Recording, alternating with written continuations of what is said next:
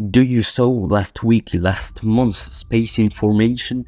This is my contribution to it. I made a motor and tested it. It's rather like Raptor, like spaceship ones, or like a rocket motor at all. This is going to look great because before it was red fire, as you saw on the beginning of this video, because I followed a tutorial that told me how to make that. But right now I want to make a static fire, a static test like all the real rockets do.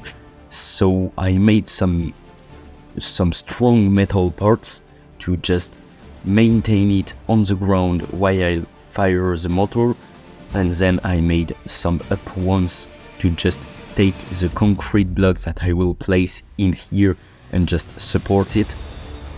Then I used some shaders, some lights and other to make it look really nice, and it's time to make the concrete part. So it's just a little triangle. It's a shape that will support all of that, and this is the end version of the support. We can right now make the motor, so it's a basic one with some subdivision and other.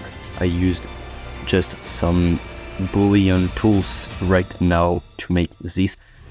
A little bit of place to fire it. I used some cylinders to make the tubes around it, but you should rather use, I think it's surface of subdivision or something like that, to make this type of structure, because it works way better than just cylinders.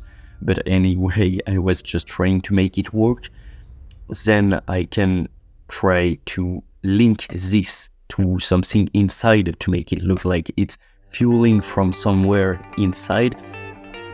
I tried to link it, but obviously it wouldn't work, so I just made some fake intakes and I never made the oxygen and methane fuel tanks because I completely forgot to make them. We can then add the fire, and this is the final render. We have 5 cameras, so it's 30 seconds. It's all the same fire but under different aspects, different views. So please subscribe, leave a like, comment, or come in some weeks to see my next videos, because it's one each week. Thank you for all, and just enjoy your day.